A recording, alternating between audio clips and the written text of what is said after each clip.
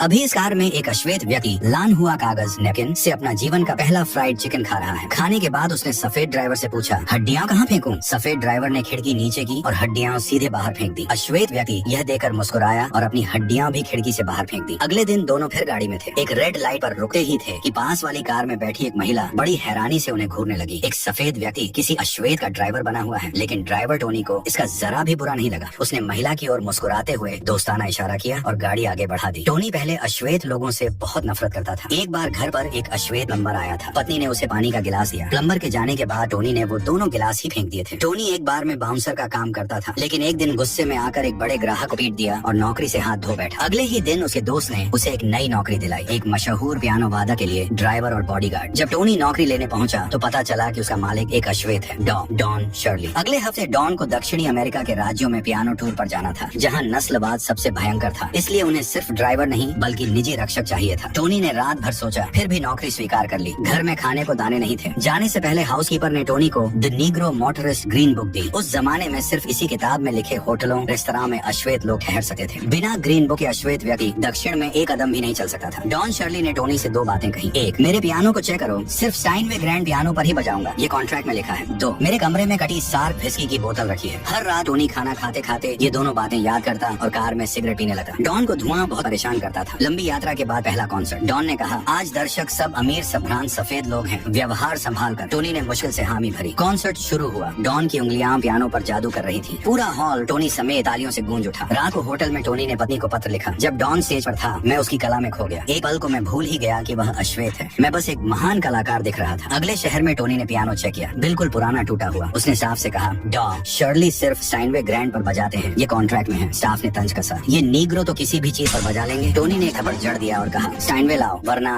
फिर पीछे खड़ा होकर चमकते हुए डॉन को देखता रहा। दक्षिण की ओर बढ़ते गए। नस्लवाद भी बढ़ता गया। एक जगह तो टोनी और डॉन को एक ही होटल में रहने तक नहीं दिया। एक रात डॉन शराब पीकर एक बार में गया और कुछ सफेद लोगों ने उसे पीटना शुरू कर दिया। टोनी पहुंचा, बंदूक निकालने का इशारा किया। सब शांत हो गए और डॉन को छोड़ दिया। एक और जगह रेस्तरां में खाना खाने के बाद डॉन वॉशरूम जाना चाहते थे। वेटर बोला, यहाँ नहीं, पीछे जंगल में झोपड़ी है। डॉन, मैं प्रेफर नहीं करता। वेटर, कोई शिकायत नहीं आई अब तक। डॉन, मैं अपने मोटेल जाकर कर लूंगा। वेटर, हम इंतजार कर लेंगे। आखिर दोनों गाड़ी से मोटेल गए, वॉशरूम किया और वापस आकर कॉन्सर्ट किया। टोनी के मन में सवाल था, डॉन इन नफरत करने वालों के लिए क्यों बजाते हैं? बैंड के गिटारिस्ट ने बताया, उत्तर में इन्हें दोगुनी सैलरी मिलती है, फिर भी ये दक्षिण इसलिए आते हैं ताकि इन सफेद लोगों का सम्मान जीत सके। एक दिन टोनी अपनी पत्नी को जो चिट्ठी लिखता था वह धमकी जैसी लगती थी। डॉन ने कहा, मेरे कहे अनुसार लिखो। जब पत्नी ने वो चिट्ठी पढ़ी तो रो पड़ी। उसका पति इतना रोमांटिक कभी नहीं था। यात्रा के बीच एक बार कार खराब हो गई। डॉन बाहर निकले तो दूर खेत में काम कर रहे अश्वेत मजदूरों को देखा। सबने काम रोकर उसे घूरा। एक ही रंग की त्वचा पर जिंदगी आसमान जमीन। उस पल डॉन को अपनी अकेलापन सबसे गहरी चोट मार गई। एक शाम टोनी को उसके कुछ इतालवी दोस्त मिले। उन्होंने इतालवी में डॉन का मजाक उड़ाया। उन्हें नहीं पता था कि डॉन इतालवी समझते हैं। रात को डॉन ने टोनी से कहा, मुझे अकेला मत छोड़ो, मैं तुम्हें दोगुनी सैलरी दूंगा। टोनी मुस्कुराया और रुक गया। फिर एक रात दो सफेद पुलिस वालों ने उन्हें रोका। पीछे अश्वेत देकर डॉन को उतार कर तंग करने लगे। टोनी ने एक को मुक्का मार दिया। दोनों जेल में। डॉन ने एक फोन किया। वॉशिंगटन से ऑर्डर आया और उन्हें छोड़ दिया गया। जेल से निकलते ही टोनी बोला, मैं तो सड़कों पर पला बढ़ा हूँ, तू महलों में। मेरा दुनिया तुमसे कहीं ज्यादा काली है। डॉन को बहुत गुस्सा आया। वह चिल्लाया, रुकवाओ कार। फिर बाहर निकल कर बोले, मैं काला काफी नहीं हूँ, गोरा काफी नहीं हूँ, इंसान काफी नहीं हूँ, तो बता टोनी मैं हूँ क्या? टोनी कुछ न बोल सका। होटल में डॉन के भाई से पता चला कि उनका परिवार भी नहीं चाहता था कि वे पियानो बजाएं। काले सिर्फ मजदूरी करते हैं। तभी से डॉन ने परिवार से सारे रिश्ते तोड़ दिए। आखिरी कॉन्सर्ट, ड्रेसिंग रूम एक गंदा गोदाम, डिनर में भी नहीं बुलाया। इस बार डॉन ने मना कर दिया। मालिक ने कहा, $100 दूंगा, अपने नीग्रो को बजा दो। टोनी गुस्से में उठा, लेकिन डॉन ने रोक लिया और कॉन्सर्ट किया। यात्रा खत्म। घर पहुँचते ही टोनी ने कहा, क्रिसमस है, मेरे घर चलो। डॉन ने मना कर दिया, मैं अकेले रहने का आदी हूँ। और सफेद के घर टोनी घर पहुँचा। परिवार ने पूछा, किसी काले के लिए काम करना कैसा लगा? टोनी का चेहरा सख्त हो गया। अगर फिर कभी किसी अश्वेत को नीग्रो कहा तो। तभी दरवाजे की घंटी बजी। बाहर बर्फ में खड़ा था डॉन। दोनों गले मिले। टोनी ने परिवार से कहा, ये है डॉन शर्ली, मेरी क्रिसमस। दो बिल्कुल अलग दुनिया के लोग। संगीत ने मिलाया, सड़क ने जीवन भर का दोस्त बनाया। कभी कभी सिर्फ प्रतिभा काफी नहीं होती, हिम्मत चाहिए। दिल की उस दीवार को गिराने की हिम्मत, ताकि दरवाजा खुल सके। फिल्म ग्रीन बुक उस काले सफेद अमेरिका में एक छोटा सा हरा पत्थर है जो फेंका गया और सुंदर साफ लहरें उठी। शायद जिंदगी सचमुच अकेलेपन से लड़ाई है। कोई भी इससे पूरी तरह बचकर नहीं निकलता। मेरी क्रिसमस।